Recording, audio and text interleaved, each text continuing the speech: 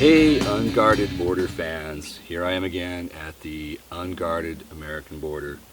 And today I want to talk to you about a few things that keep coming up, because a lot of people have watched the Unguarded American border series. And tens of thousands of you, actually. So there's two things that keep coming up. The most common question that's asked in my series is, where is the most unguarded border? And I just blankly tell people, well, pick the forest in British Columbia, because it's just forest. If you got the balls to track through many, many miles of forest, well, go for it.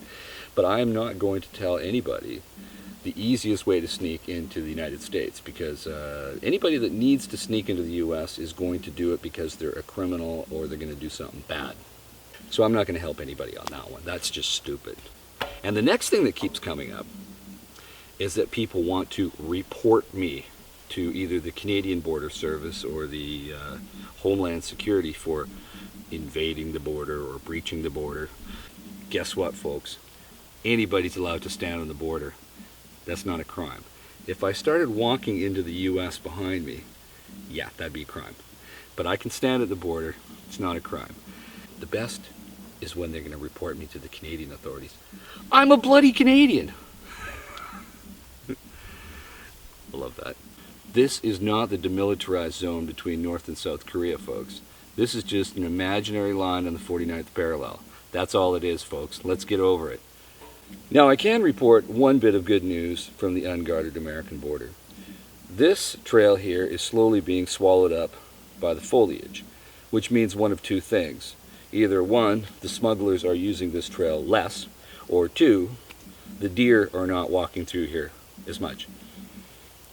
I'd like to think that maybe there's less smuggling going on, because the one thing that deer do not drop is things like cigarette packages and candy bar wrappers.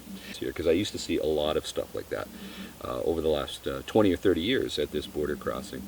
People keep asking me when I shoot my videos. I like to shoot at this border crossing because it's very remote and there's hardly anybody ever here. So this is the Columbia Valley, and it's just south of Cultus Lake.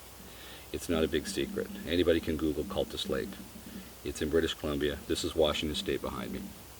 That's that. So anyway, I wish I could help you smuggle crap into the U.S. or do whatever nefarious things that people keep asking about where the best place to sneak into the U.S. is. I'm not going to help anybody with that. But it's still unguarded, folks. Yes, it's unguarded.